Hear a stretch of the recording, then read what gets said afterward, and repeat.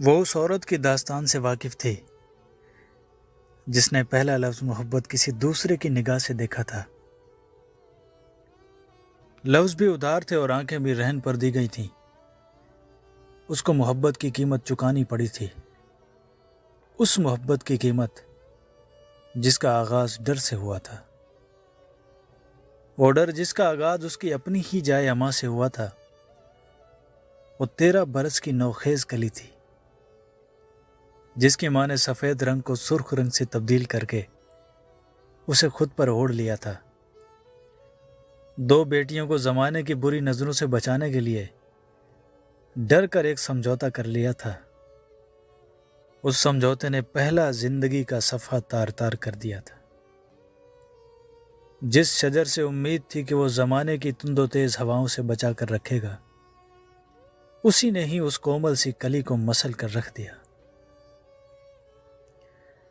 وہ رشتے کے تقدس کو آتش دان میں جل کر راکھ ہوتا دیکھ رہی تھی۔ وہ اپنی انجان ماں سے نظریں ملانے کے قابل نہ رہی تھی۔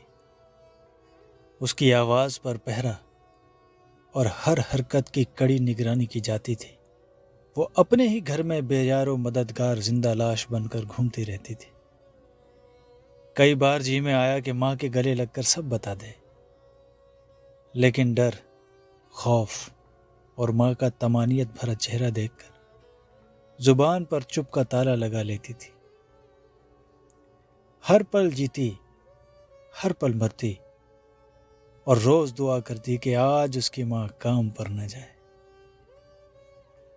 وہ مرد ذات سے ہراساں رہتی، لیکن ایک دن اس کی دعاؤں کا ثمر اس کے غمگسار کی صورت میں مل گیا۔ وہ اس کے اسکول کا ایک ڈرا سہما سا لڑکا تھا۔ ان دونوں کو یوں محسوس ہوا کہ 2 کمزور ترین افراد مل کر ایک مضبوط زندگی گزار سکتے تھے۔ اس نے اس کے سینے میں پناہ مانگی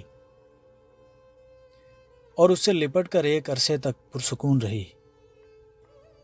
عورت نے اپنی تمام تر توانائیاں اس کو سونپ دیں۔ یوں وہ طاقتور ہوتا گیا۔ اپنا یقین پختہ ہوتا دیکھ کر اس نے اپنے ماضی کی خبر خود اس کو دے دی تھی۔ پھر وہی ہوا جو ہوتا آیا ہے۔ سب سے پہلا پتھر مارنے والا اس کا طاقتور غمگسار ٹھہرا۔ دوسرا پتھر اس کی ماں جائی کی جانب سے آیا اور آخری سب سے بھاری پتھر اس کی ماں نے پھینکا۔ وہ سارے پتھر اکٹھے کرتی رہی، سب پتھروں پر نام لکھتی، ان کو چومتی، اپنے کوٹ کی جیب میں ڈال لیتی۔ جب پتھروں کا بوجھ اس کے بوجھ سے زیادہ ہو گیا تو اس نے خود کو سمندر کی لہروں کے سپرد کر دیا۔ کہانی سن کر اس کے غمگسار کی آنکھیں نم تھیں۔ اس کی ہتھیلی پسینے سے بھیگ رہی تھی۔